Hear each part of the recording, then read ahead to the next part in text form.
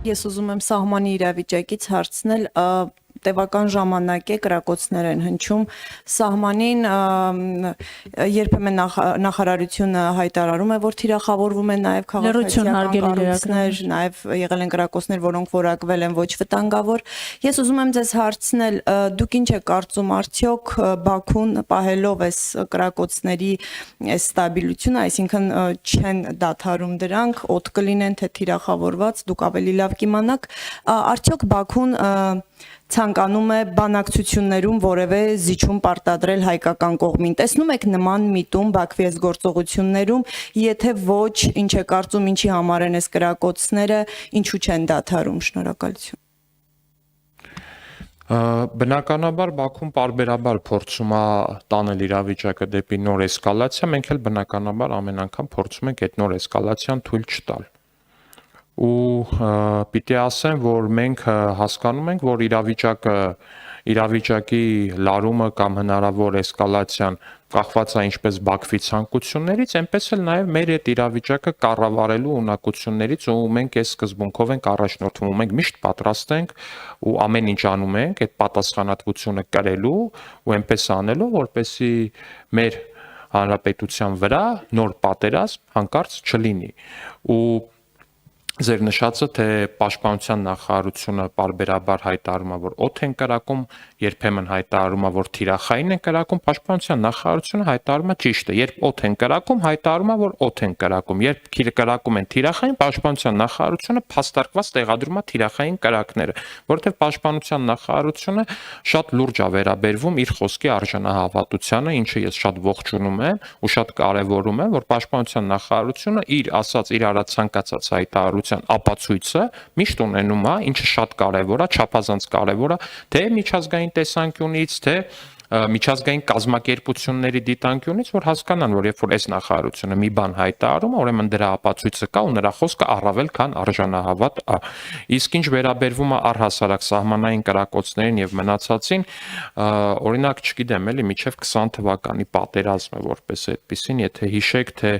Տավուշի օրինակ սահմանամերձ գյուղերում ինչ վիճակ էր, թե Տավուշի սահմանամերձ գյուղերում առհասարակ ինչ մթնոլորտ էր, թե քանի տանիք կար Տավուշի սահմանամերձ գյուղերում, որ ուղղակի կրակված չէին գնդացիրներով, ու չգիտեմ, էլի դա համեմատելու չի, ուղղակի ներկայիս էլի իհարկե անթույլատրելի սահմանային էսկալացիաների, այդ էսկալացիայի փորձերի եւ մնացածի հետ, բայց ինձ համար ուղղակի չգիտեմ, էլի ես քիչ առաջ լսում էի պարոն Մամիջանյանի նաեւ չեպազրույցը այս ֆոնին, որ տենց խոսում էր լուրջ դեմքի արտահայտությամբ այդ սահմանային հիմիկվա կրակոցների մասին, ուղղակի անկեղծ ուզում եմ ասեի, մի հատ ուղղակի գնացեք Տավուշի սահմանամերձ գյուղերի մարդկանց մի հատ հարցրեք, էլի իրանք ինչերի միջով են անցել ու ոնց են ապրել առհասարակ, տանիքների վրա գնդացիրի կրակած տեղեր, էլ չգիտեմ ինչ անթուփ միջև ականանետերով մարդկանց տներին կրակած միջոցներ։ Մենք գնում ենք խաղաղության ու մենք ամեն ինչ անելու ենք այս հնարավոր էսկալացիայի ձգտումները ադրբեջանական կողմից սաստելու ու այդ ռիսկերը կառավարելու։ Իսկ այն ապապետական ուժերը, որոնք անկալում ունեն, թե պետքա հերթական անգամ էլ ստեղից ասում էր, չէ, ասում է պետքա տարածաշրջանում ներկայացվածություն ունեցող ուժ լինի նկատի ունի Ռուսաստանին ակնհայտորեն, իդեպ հիշում եք, որ 23 թվականին Լեռնային Ղարաբաղում իշխանազավթում իրականացրեց Սերժ Սարգսյանի կողմից ու Ռոբերտ Քոչարյանի կողմից հովանավորվող խմբակը, նույն Հայկ Մամիջանյանի խոսույթը հիշում եք այդ օրերին, այդ իշխանազավթման օրը, որ ասում էր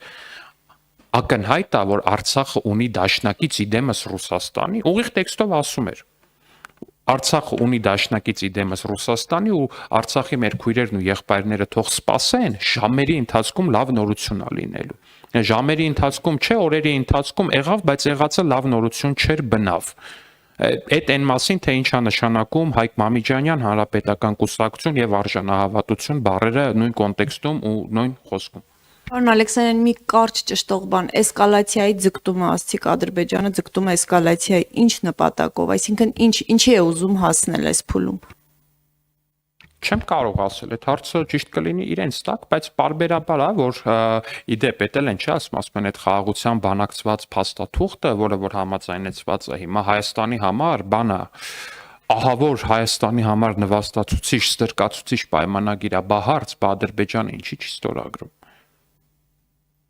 Իրանք ասում են երկու բան. մեկ, Ադրբեջանը ուզում է, որ Հայաստանի համար լինի նենց, որ մաքսիմալ հնարավոր ամենավատը լինի Հայաստանի համար։ Երկրորդ, այդ թուղթը հնարավոր ամենավատ բանն է Հայաստանի Հանրապետության համար։ Հիմա տրամաբանական շղթայի երրորդ հարցն է ծագում։ Բա այդ դեպքում Ադրբեջանը ինչու՞ չի միջև հիմա հայտնել, որ պատրաստ է ստորագրել այդ թուղթը հենց այս բային։ Մենք հայտարարել ենք, որ մենք պատրաստ ենք այդ թուղթը ստորագրել։ Հենց այդտեղ է, որ տրամաբանական շղթան կտրվում է ինչպես եւ իրանց բոլոր մեղադրանքներում։ Գալիս է ինչ որ մի բան, որ տրամաբանական շղթան ուղղակի կտրվում է։